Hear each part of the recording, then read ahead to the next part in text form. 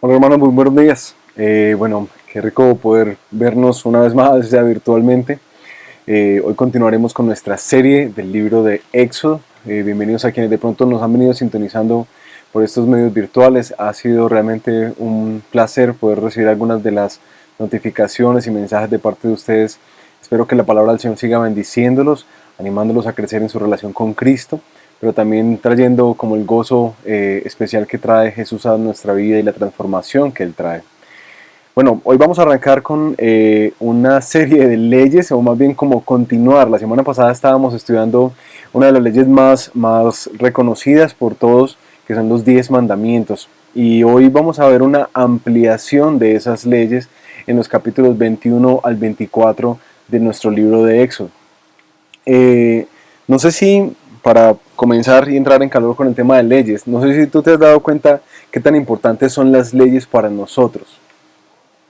Si lo piensas bien, la verdad es que hay leyes que conocemos, quizás las leyes de tránsito son las más reconocidas por la mayoría de nosotros, pero la cantidad de leyes que pesan sobre nuestra cabeza son realmente como desconocidas para la gran mayoría de los colombianos. Eh, Nosotros solemos vivir en sociedad como si tuviéramos, como dice el dicho, no tuviéramos ni Dios ni ley, es decir, cada uno es ley para sí mismo, hasta que llega algún tipo de inconveniente, algún problema, o cuando empiezas algún tipo de emprendimiento o tienes que hacer algún trámite legal, te empiezas a percatar de toda la cantidad de códigos y leyes que nosotros tenemos y que nos rigen cotidianamente aún sin darnos cuenta. Tenemos códigos de todo tipo, tenemos códigos civiles, mercantiles, laborales, agrarios, familiares, penales, y la lista es larguísima. Todas esas leyes, aunque tú y yo no las conozcamos, pesan sobre nuestros hombros, rigen nuestra cotidianidad en la vida y son un poco de bloques de leyes. Cada una de esas leyes, en este momento, seas consciente o no de ellas, está determinando la forma en que tú vives aquí en Colombia. Ahora, en estos días las leyes sí son muy importantes y no sé si se han dado cuenta cómo estamos de atentos a las alocuciones presidenciales, porque tras cada una de ellas en algunas ocasiones salen los decretos y esos decretos determinan en este momento cómo es que tú y yo podemos vivir. Así que las leyes son vitales para nosotros, en especial en esta coyuntura. Creo que es un momento en donde estamos cada vez más conscientes de la importancia de ellas, porque según el decreto que salga, sabrás si puedes salir a trabajar o no, sabrás qué puedes hacer o no, si vas a hacer ejercicio, si puedes ir al mercado, qué es lo que de alguna manera puedes hacer en este tiempo, es decir, cómo puedes vivir en este momento de pandemia. Si tú pasas por alto esas leyes, las desconoces, en últimas en la calle te la van a recordar con una multa de casi 1.000.000 de pesos. Así que es algo delicado las leyes. Pero quiero que pensemos por un momento en las leyes de Dios. Qué hay con las leyes de Dios? Tú y yo, ¿qué tan conscientes estamos de ellas? No sé si las conoces, de hecho. Yo quiero animarte como para abrir el apetito a lo que vamos a hablar. En animarte a ver y digamos que darte la tarea de conocer lo que Dios demanda en su ley. Que si bien para nosotros ahora en este nuevo pacto que tenemos en Cristo no tenemos todo ese recorrido de leyes que son más o menos unas 113 leyes en el Antiguo Testamento que se le da al pueblo para mediar en su relación con Dios. Si bien no tenemos que cumplir estas leyes, ahora en el nuevo pacto hay una nueva ley que ha dado el Espíritu para nosotros. Sí es muy importante conocerlas porque de alguna manera nos revelan el carácter de Dios y muchas de ellas nos revelan sobre qué parámetros que hemos de ser juzgados. Pero quiero darte dos razones que para mí creo que son de peso en este momento.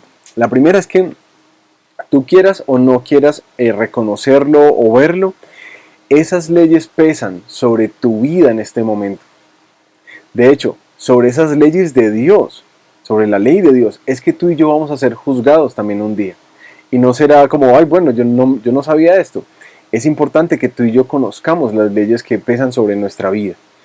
Pero en segundo lugar, las leyes son muy importantes porque expresan la voluntad de Dios. Expresan como los deseos que Él tiene. En especial, en el libro del Éxodo, las leyes expresan qué era lo que Dios quería hacer en una nueva creación con su pueblo Israel. Así que bueno, las leyes en últimas expresan la voluntad de Dios para nosotros como sociedad y como comunidad. Nosotros nos encontramos en un momento histórico Es un momento de reconstrucción social. Así que para poder reconstruir y reconstruir bien necesitamos ir e entender bien qué es lo que Dios deseaba de una sociedad como los israelitas en este tiempo, porque creo que vamos a encontrar mucha luz para nosotros hoy. Esta mañana, como te dije, vamos a estar estudiando 4 capítulos del Éxodo, desde el capítulo 21 hasta el capítulo 24. Así que por obvias razones no vamos a poder leerlos todos, ni entrar en detalle en cada uno de estos elementos, que hay mucha riqueza ahí. Yo te animo, en verdad, te animo de pronto que esta tarde los leas en casa, te des la oportunidad de ver cada detalle y las especificaciones que tienen. Seguramente te van a salir muchas dudas que espero que te lleven de alguna manera a estudiar más la palabra. Y aunque muchos de estos mandatos que veremos están limitados como a un tiempo, a una cultura, a un espacio, a un pueblo en particular, creo que podemos extraer de ellos como principios eternos, principios que aplican, que trascienden para nosotros hoy, pues nos revelan cómo Dios quiere que nos conduzcamos en esta sociedad y particularmente en los replanteamientos que tenemos que hacer ante la realidad del COVID-19. Permíteme orar para que comencemos. Padre, tú sabes que en este tiempo nos estamos reestructurando socialmente. Hay muchos cambios que estamos evidenciando y muchos cambios que se avecinan. Nosotros vemos este libro de Éxodo como un regalo para poder comprender tu voluntad, comprender tu carácter y tu corazón y así, Señor, nosotros poder caminar y dar pasos en nuestra vida de reconstrucción. Te pedimos que, Padre, que tú nos ayudes en los cambios y en los desafíos profundos que nos estás trayendo y en los cambios radicales que tenemos que vivir como sociedad. Danos la gracia de poder vivir como el pueblo que te representa a ti, en cosas tan específicas como las que este texto nos va a guiar esta mañana. Pero en especial, Señor, yo te ruego que no solo sea como una lista de cosas que tenemos que hacer, sino que podamos terminar también esta mañana celebrando la gracia que ha sido derramado en Jesús para nosotros, que nos ha posibilitado vivir una nueva vida y una vida que al ser vivida conforme a tu voluntad y guiados por tu Espíritu, Señor, trae vida a muchas otras personas y trae vida y restauración a una ciudad como la nuestra. Así que ayúdanos, Señor, abre nuestro entendimiento y dispón nuestro corazón esta mañana. Te lo pedimos en el nombre de Jesús. Amén. Bueno, quiero, por más que lo intenté, huirle a las leyes que tanto mi mamá me pidió estudiar. Aquí me encuentro una vez más estudiando y exponiendo leyes. Quiero hacer como unas anotaciones sobre esta predicación. Exponer leyes es una cosa muy compleja, es decir, hacer una predicación de leyes es compleja. Imagínense que fuéramos a predicar el código sustantivo del trabajo y vamos a ver el artículo 64 del parágrafo segundo. Realmente es como raro exponer un conjunto de leyes. Como les mencioné, vamos a parafrasear algunas cosas y te animo a que lo leas en casa. Vamos a desarrollar esta predicación viendo particularmente algunos de los principios y leyes que traen a dirección, luz y exhortación en muchos casos y un ánimo en este momento que estamos viviendo como sociedad con el coronavirus. Para arrancar, veamos un poco el contexto. El contexto de estos capítulos 21 al 24 es este compendio de libros del 21 hasta el 23 particularmente es conocido como el libro del pacto. De hecho, en el capítulo 24 Moisés nos va a decir que él escribió todas esas palabras y las puso en un solo libro que es conocido así, el libro del pacto. Estructuralmente tiene 4 divisiones. Lo que es concerniente a varios aspectos de la vida social, el cuidado de las personas más vulnerables, el sábado o el día de descanso y otras festividades que celebrarían como pueblo, y la promesa de Dios y la ratificación del pacto. En cuanto a esta naturaleza de las leyes que vamos a estar leyendo, estas ordenanzas son un conjunto de leyes que aplican realmente, como que amplían los 10 mandamientos que vimos la semana pasada. Estas leyes que vamos a ver hoy son casuísticas, es decir, tienen esa forma como de, si pasa este caso, entonces debes hacer esto. No tienen el propósito de alguna manera de ser lo más exhaustivas posibles, sino que dan unos lineamientos para saber cómo actuar en casos difíciles. Es importante entender que estas leyes están ajustadas al pueblo de Israel a un tiempo y a una cultura en particular.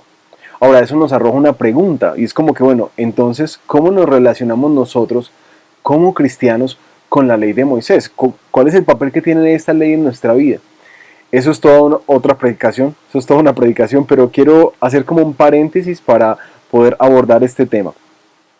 Tú cuando vas a la Biblia y lees libros como Éxodo, como Levítico, como Deuteronomio, que tiene un montón de leyes, quedas como que, bueno, ¿y esto con qué se come? Es decir, se supone que yo debo hacer todo esto para poder caminar con Dios, o qué aplica y qué no aplica.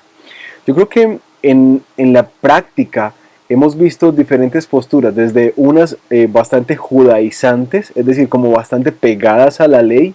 Y bueno, en eso tengo algunas anécdotas muy interesantes, de hermanos y hermanas que de alguna manera se comportan casi que como judíos, porque dicen, no, es que esta es la ley de Dios y tenemos que cumplirla. Y otros quienes dicen, no, nosotros ya no estamos bajo la ley, sino bajo la gracia, y de alguna manera pasan muy rápido la página de la ley, olvidando y de alguna manera actuando en desconocimiento de cosas que son mandatos eternos de Dios para nosotros hoy. Entonces, ¿qué hacemos con la ley? ¿Cómo nos relacionamos como creyentes con ella? Quiero darte como 3 pautas, y realmente creo que hay más cosas y mucho más para desarrollar, como te digo, pero quiero darte 3 pautas para a la hora de ir a estudiar las leyes que ves en los 5 primeros libros de la Biblia o el Pentateuco. Primero, fíjate en las cosas que son como temporales, es decir, que se ajustan al tiempo, a la cultura, a prácticas, a lugares, a condiciones específicas, y fíjate en aquellas que de alguna manera son trascendentes o eternas.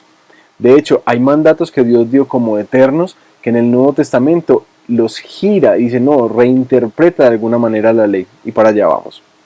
Segundo, es que siempre relee estas historias y estos mandamientos a la luz del nuevo pacto que ha hecho Jesús. Es decir, vea los evangelios y mira aún cómo Jesús reinterpreta la ley. Uno de sus sermones más famosos, el Sermón del Monte, es un gran compendio de cómo él reestructura de alguna manera la ley y la reinterpreta, no haciéndola más liviana, sino aún haciéndola más aguda, y eso tiene un propósito particular de apuntar a nuestra necesidad de un Salvador. Y el tercero es recordarte que la ley de alguna manera cambia, procura como hacer cambios morales, es decir, como cambios de forma, pero Pablo nos dice en sus cartas que Dios nos ha dado el Espíritu Santo suyo, que mora en nosotros, y ahora nosotros vivimos según la ley del Espíritu, la ley de Cristo. Esa ley hace transformaciones más profundas, no solamente de forma, sino de fondo. Y lo vemos en Gálatas cuando empieza a hablarnos del fruto del Espíritu, que produce cosas como la paciencia, la benignidad, la bondad, la mansedumbre. Contra esas cosas no hay ley. ¿Qué quiere decir? Que de alguna manera el Espíritu Santo de Dios pone una reestructuración en nuestro corazón. ¿Cómo te relacionas con la ley? Fíjate en lo temporal y lo trascendente. Fíjate cómo la interpreta Jesús y cómo la reinterpreta para nosotros, y cómo el Espíritu Santo pone una nueva ley, es decir, como que qué es lo que hay debajo del mandamiento como tal.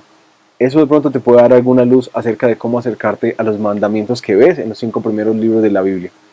Pero quiero darte un poco más, y te voy a dejar en la descripción de este video una parte de otro video que puede guiarte a entender un poco más cómo nos relacionamos con la ley, y espero que el Señor te bendiga con eso.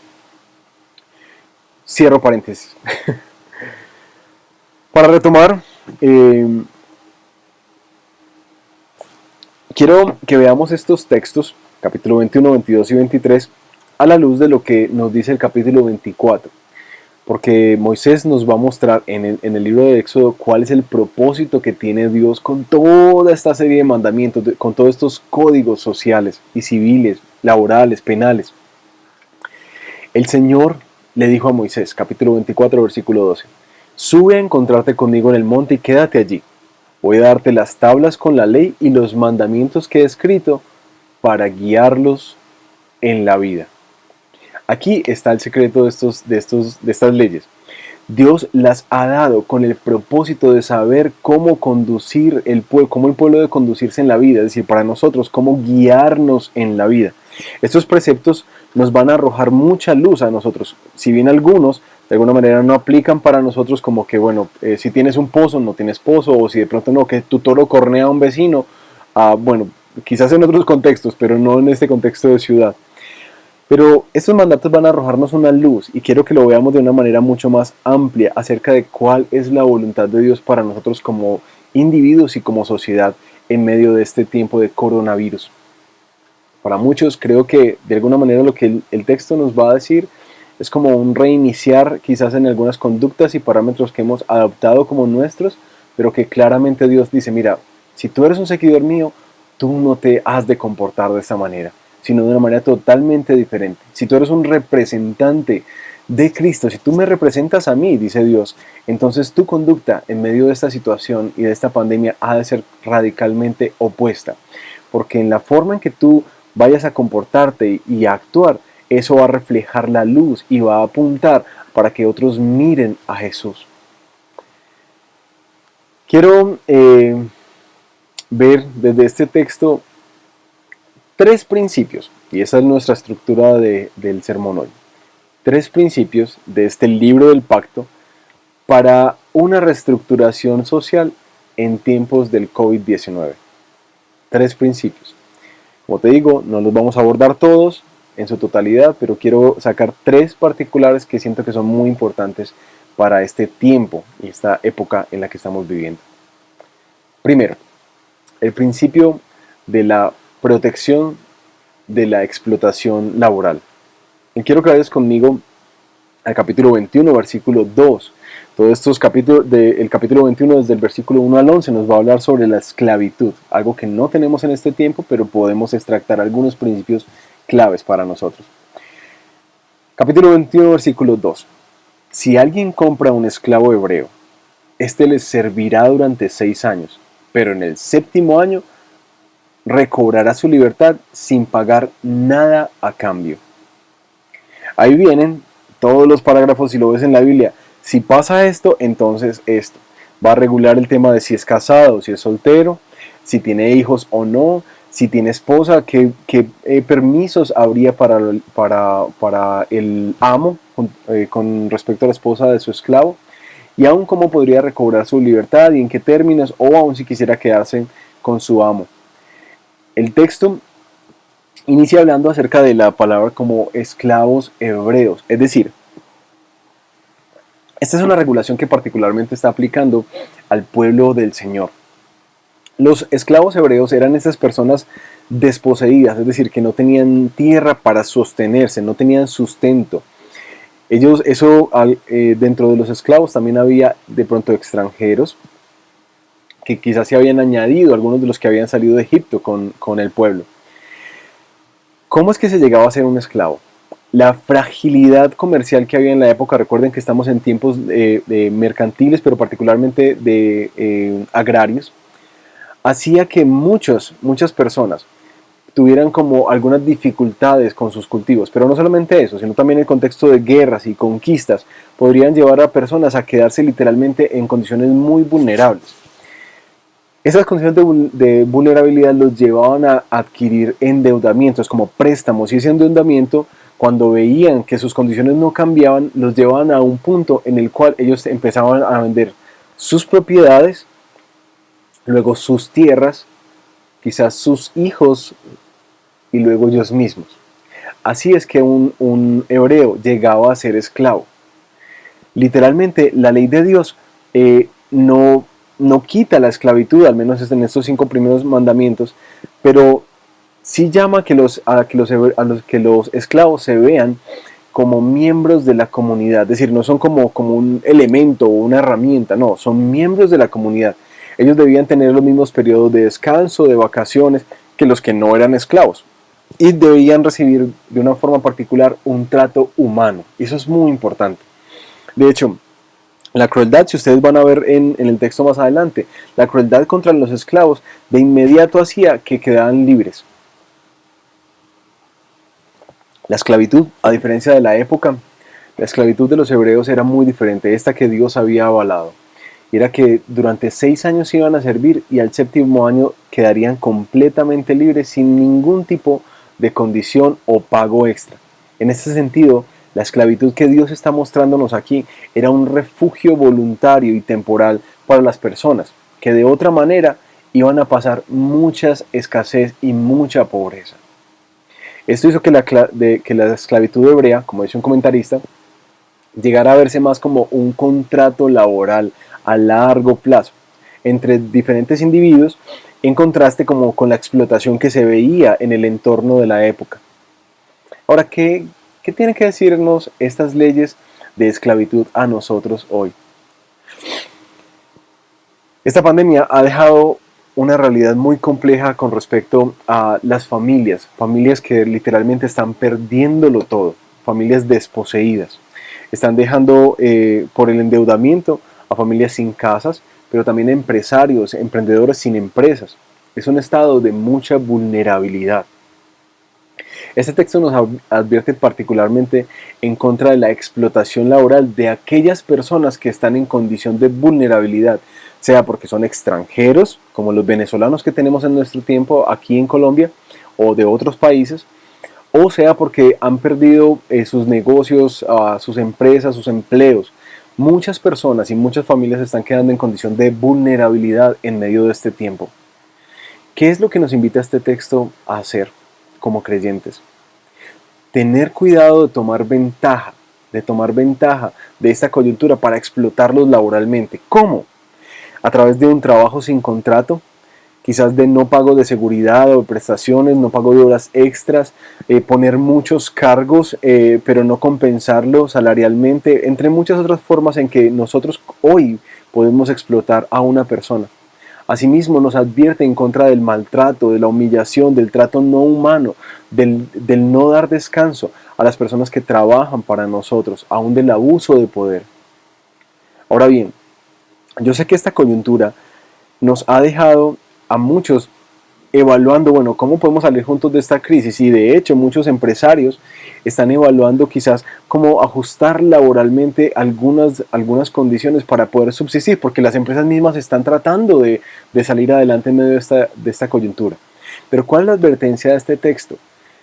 Que tengamos cuidado de en la reconstrucción que viene perpetuar quizás condiciones laborales que son injustas una vez superada esta crisis. Es decir, esta coyuntura no nos debe validar en el tema de la opresión sobre aquellos particularmente que están en mayor necesidad. Ahora, nuestro texto, siguiendo el orden, nos va a llevar al capítulo 22, donde nos muestra muchísimas cosas. Bueno, de hecho, desde la mitad del capítulo 21, cuando empieza a hablar de las injurias personales, nos va a llevar a unas leyes acerca de homicidios, riñas, pleitos, daños a la propiedad de otro y aún el robo. Estas leyes, digamos que yo quiero hacer una mención particular a una ley que puede generar como mucha controversia, que es lo que hemos conocido como la ley del talión.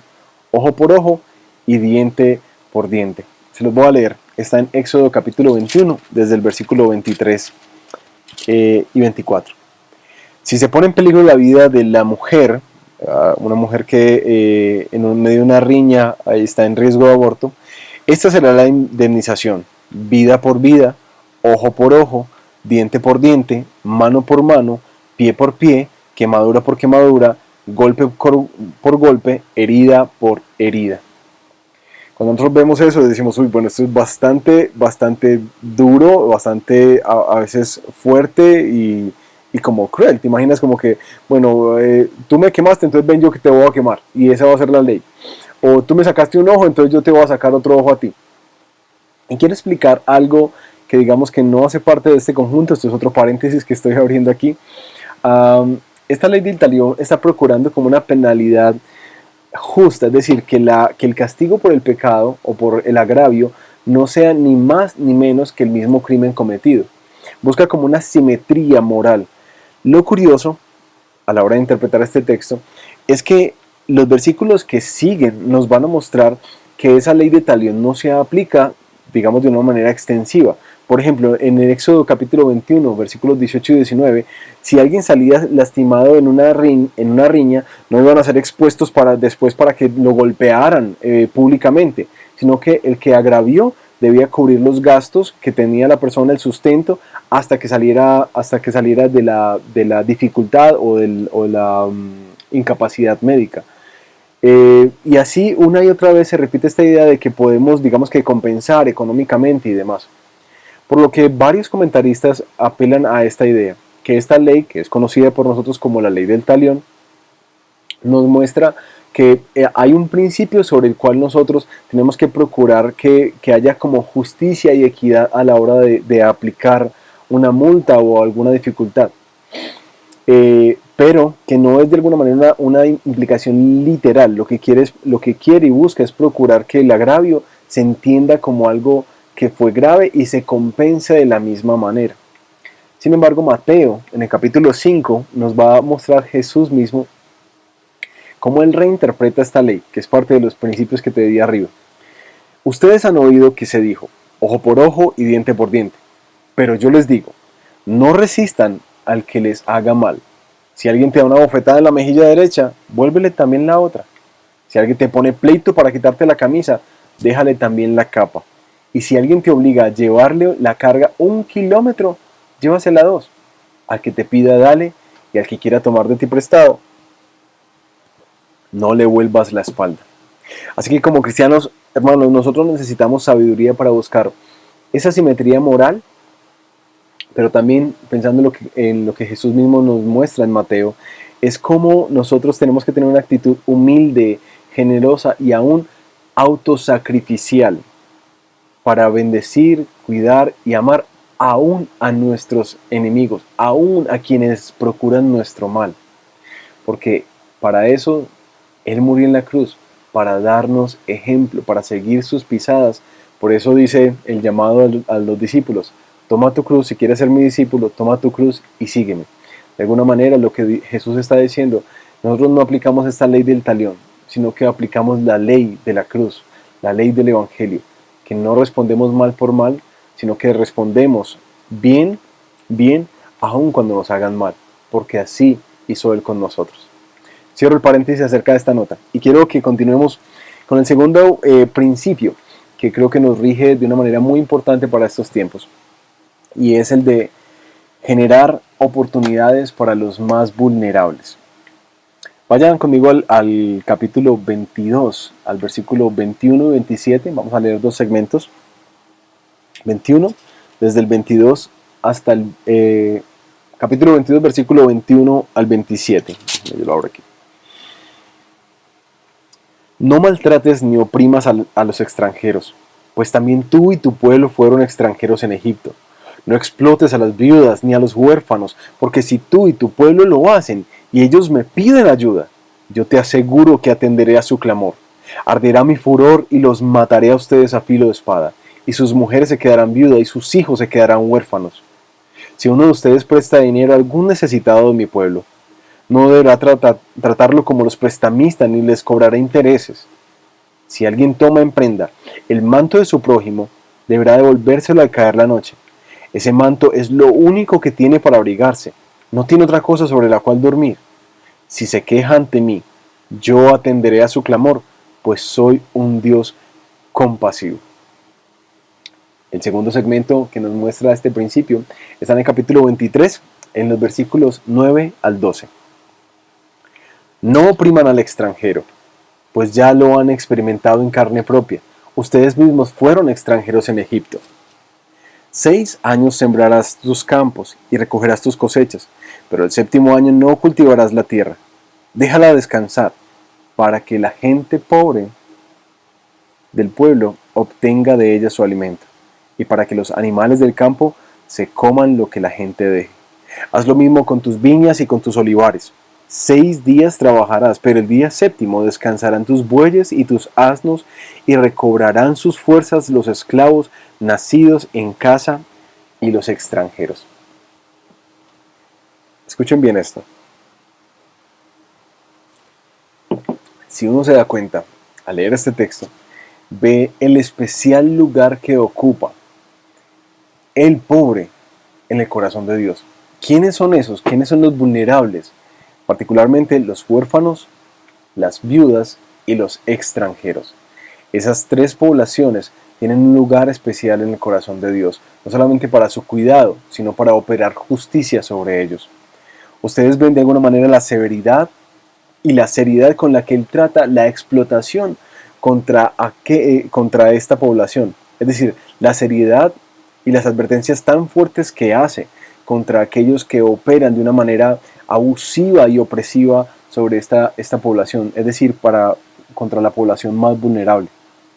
Él ya arriba, en los textos que leímos en el capítulo 21, nos advirtió sobre el maltrato y la explotación del pobre. Pero yo quiero resaltar dos principios que estos dos pasajes nos dejan ver aquí.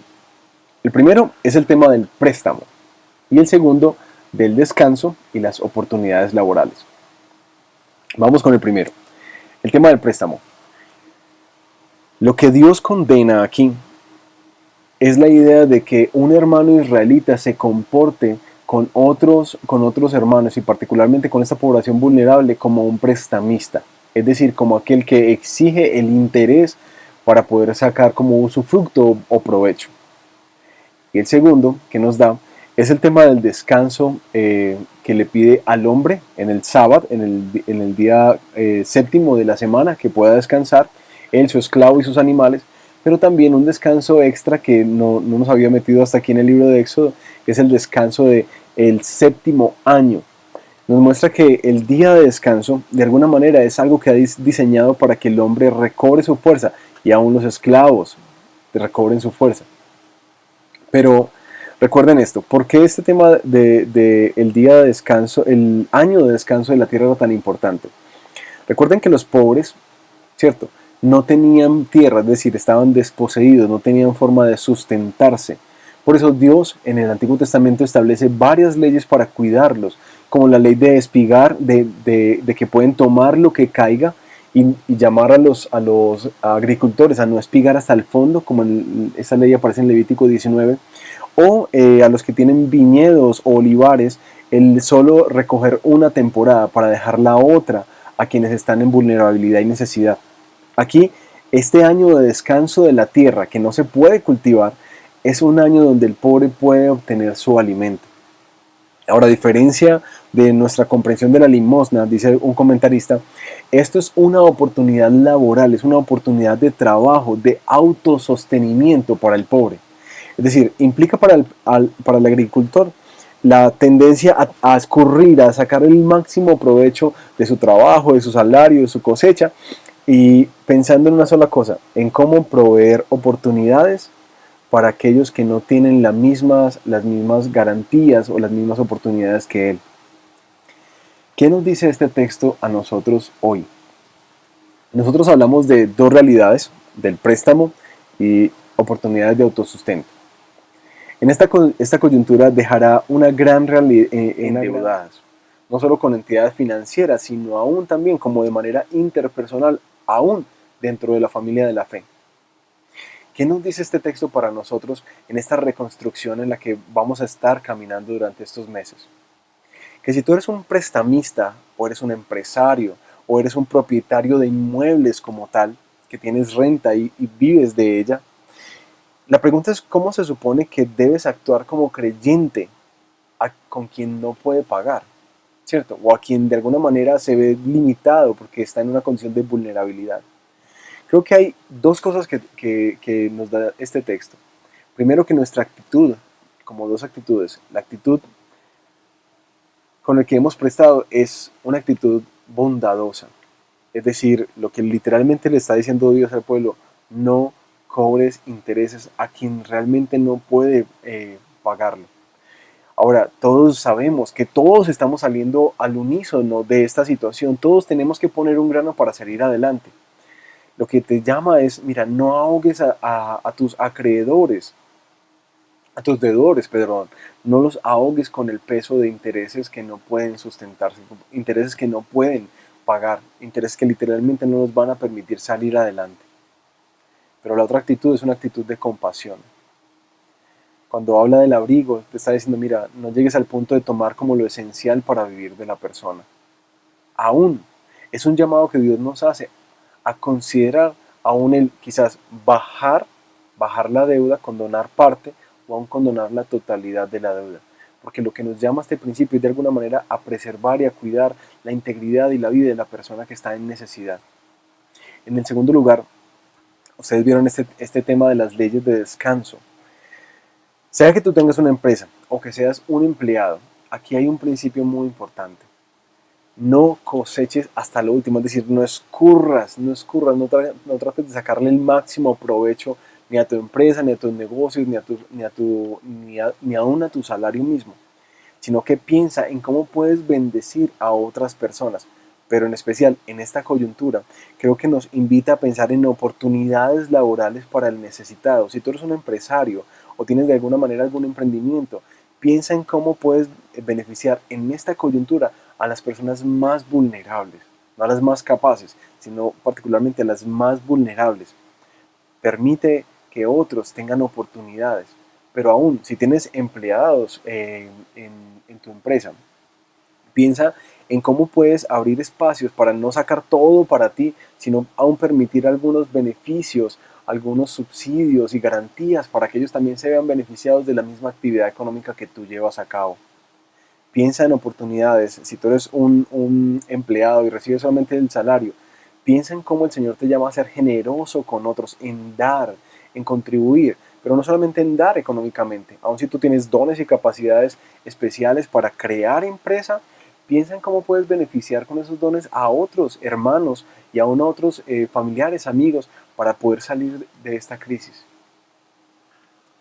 Aquí llegamos a nuestro tercer y último principio, el tema de nuestra moralidad o una ética cristiana, que nos llama a vencer el mal con el bien. Y quiero que vayan conmigo al capítulo 23, versículo 1 en adelante. No divulgues informes falsos, no te hagas cómplice del malvado, ni apoyes los testimonios del violento. No imites la maldad de las mayorías, no te dejes llevar por la mayoría en un proceso legal. No perviertas la justicia tomando partido con la mayoría. No seas parcial con el pobre en sus demandas legales. Si encuentras un toro o un asno perdido, devuélvelo, aunque sea de tu enemigo. Si ves un asno caído bajo el peso de su carga, no lo dejes así. Ayúdalo, aunque sea de tu enemigo. No tuerzas la justicia contra los pobres de tu pueblo en sus demandas legales. Mantente al margen de cuestiones fraudulentas. No le quites la vida al que es inocente y honrado, porque yo no absuelvo al malvado. No aceptes sobornos, porque nula la vista y tuerce las sentencias justas. No oprimas al extranjero, pues ya lo has experimentado en carne propia. Ustedes mismos fueron extranjeros en Egipto. Si ustedes se dan cuenta, este texto nos está animando, este tercer principio, a tener una actitud de cuidado hacia el más vulnerable, hacia el pobre, hacia el débil, a los extranjeros, viudas, huérfanos, a los necesitados. Es como una preocupación legal también aún por ellos, no solamente laboral o económica, sino aún legal. Aquellos encargados de resolver los pleitos, ¿cierto? No deben favorecer ni aceptar al rico en detrimento del pobre. No deben aceptar sobornos, ni deben de alguna manera negociar su moral, sino tratar a cada uno con equidad. Un testigo no debe ser influenciado por la presión social, este tema de las multitudes. No permitas que las multitudes, lo que los demás están haciendo, lo que los demás piensan, nuble tu juicio delante de Dios. Actúa con rectitud, con la rectitud que Dios espera de ti. Los mandamientos aquí encontrados buscan de alguna manera fomentar como una norma de conducta que va más allá de la ley escrita. Dios exige que su pueblo sea santo y eso es lo que llama a cada uno de nosotros a hacer. Actúa con santidad, es decir, vence la maldad que vas a ver, véncela con tu bien. ¿Qué implicaciones tiene este principio para nosotros ahora? No sé si tú te has dado cuenta como el potencial que tiene la crisis, en especial las económicas como las que pasamos ahora, para generar múltiples oportunidades para corromper nuestro juicio y para llevarnos a pecar. Aquí, en medio de esta coyuntura, tú y yo vamos a ser tentados de muchas maneras. A mentir, a asociarnos con lo corrupto, a abrazar ideas mayoritarias que de alguna manera como que toman mayor ventaja, a explotar a personas en pro del beneficio personal, a buscar recursos o beneficios gubernamentales que no son diseñados para ti, y a hacer un fraude en documentos públicos, en formularios, o aún fraudes verbales con el fin de ganar algo más, de procurar tu bienestar. En esta situación que vivimos, vas a verte tentado muchas veces a aún aceptar sobornos o a una otorgar y dar sobornos para tener mejor ganancia, para tener contratos que de otra manera no tendrías, o para tener mejores beneficios para ti mismo o para tu empresa. En esta pandemia tú vas a estar tentado también como empresario a de alguna manera explotar y a sacar mayor ventaja de aquellas personas que están en vulnerabilidad, a explotar a los trabajadores.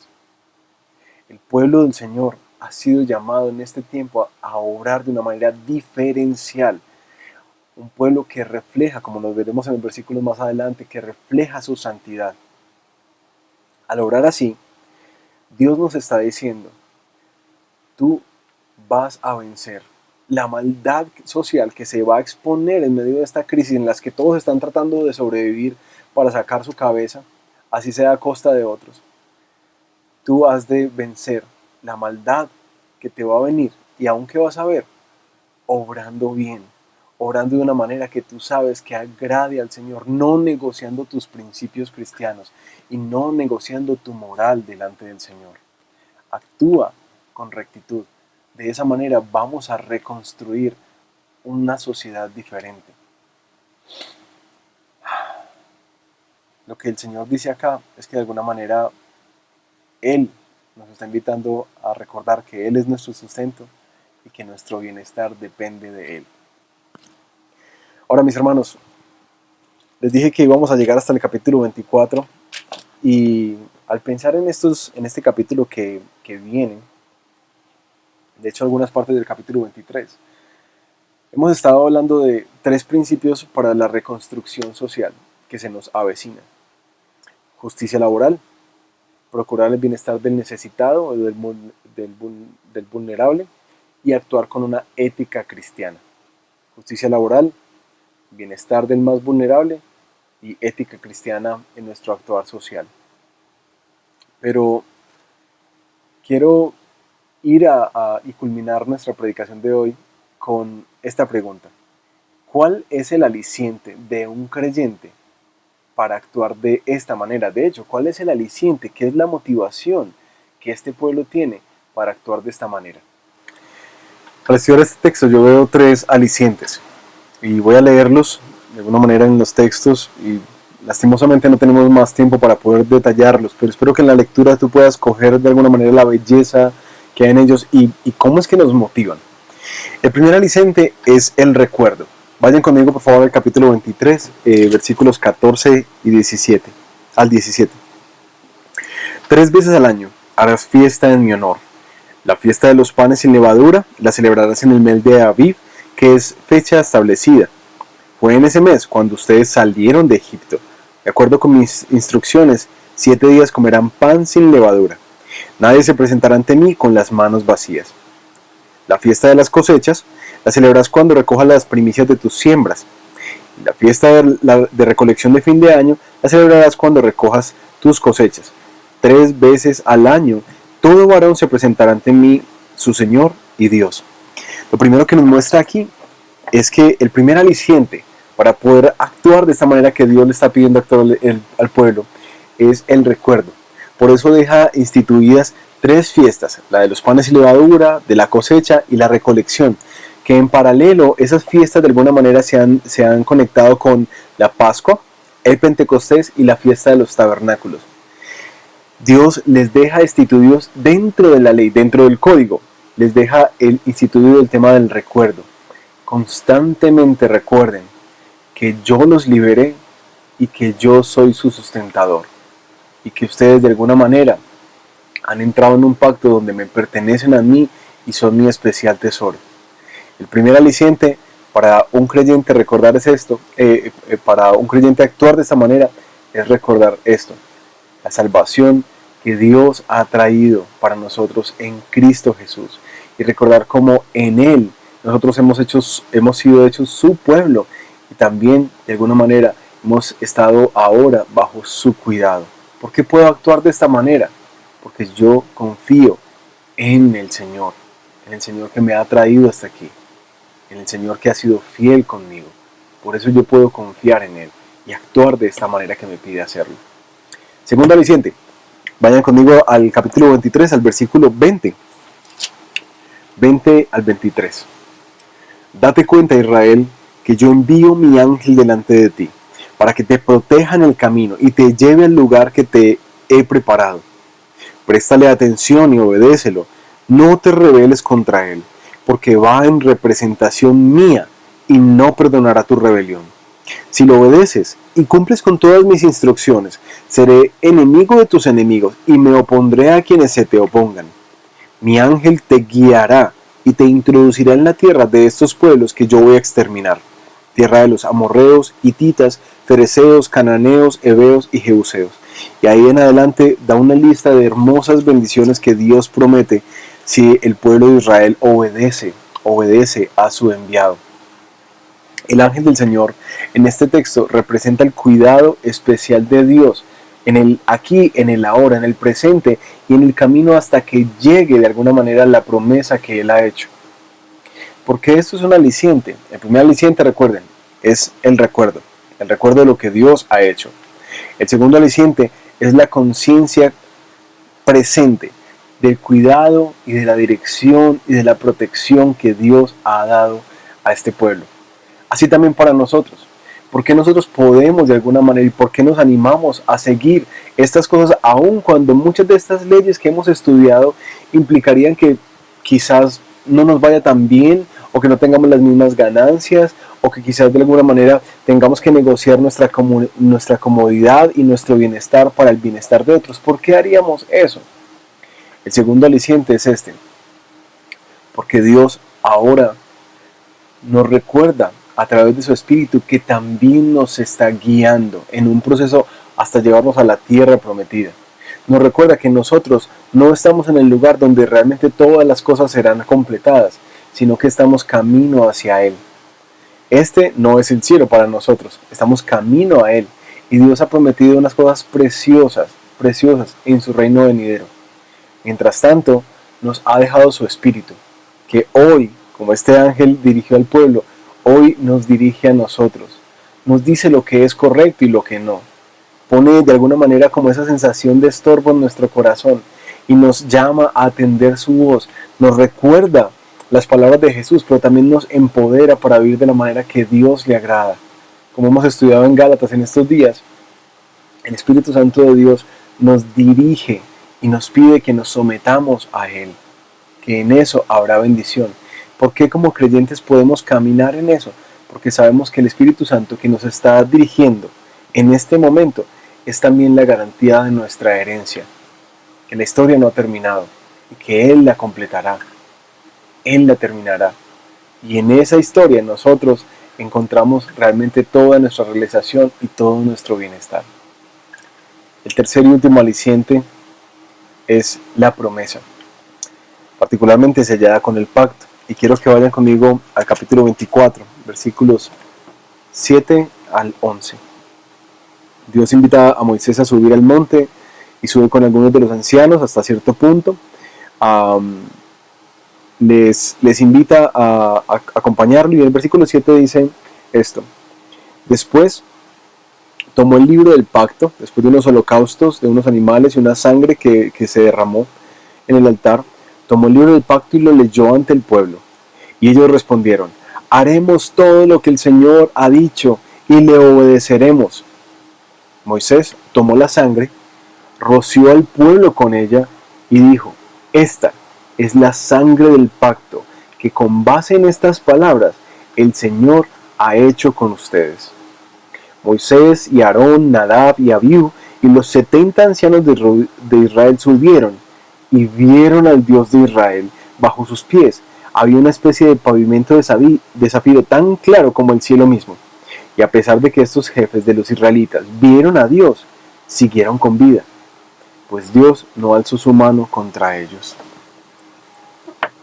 En la narrativa bíblica, este es el momento más significativo, el momento en que Dios se compromete con su pueblo. No es significativo porque el pueblo se comprometa con Dios, es realmente significativo porque es Dios quien está entrando en un pacto con este pueblo.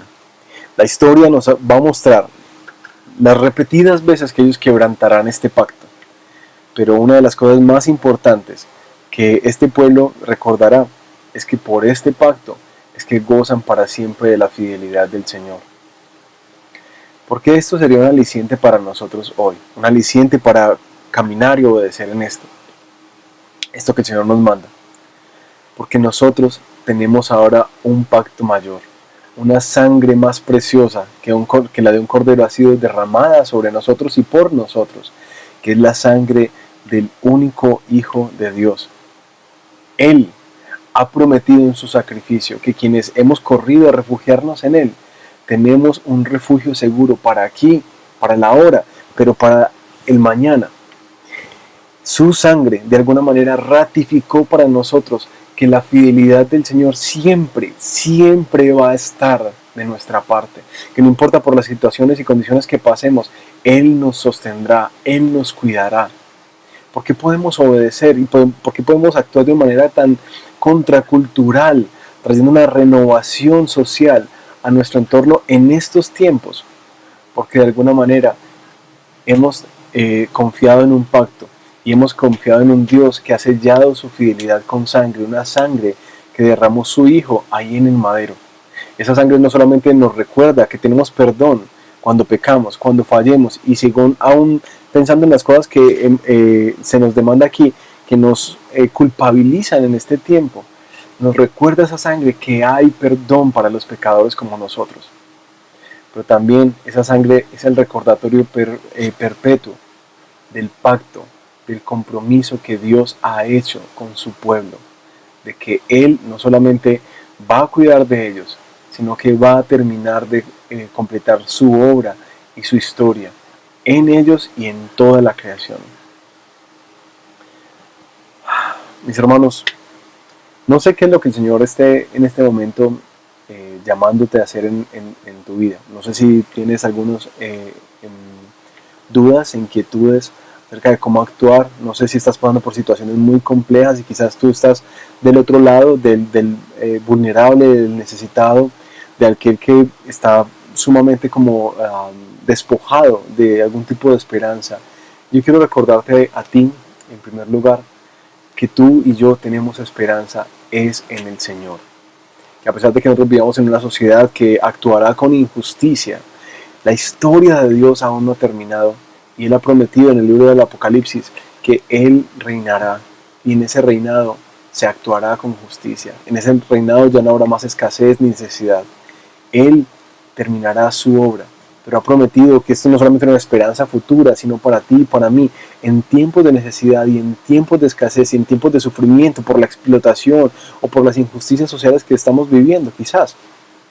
Él ha prometido que Él hará justicia, que Él cuida de ti, pero también nos ha demostrado este texto que Él escucha tu clamor. Y si tú eres un empresario, o si tú estás bien económicamente en este tiempo, tienes algunos emprendimientos, tú puedes marcar una diferencia radical en nuestra sociedad. Si sujetas tu corazón y si sujetas tu voluntad a la voluntad de Dios que nos ha revelado a través de estos textos. Pero para eso, tú y yo necesitamos confiar en la fidelidad del Dios en quien hemos puesto nuestra esperanza.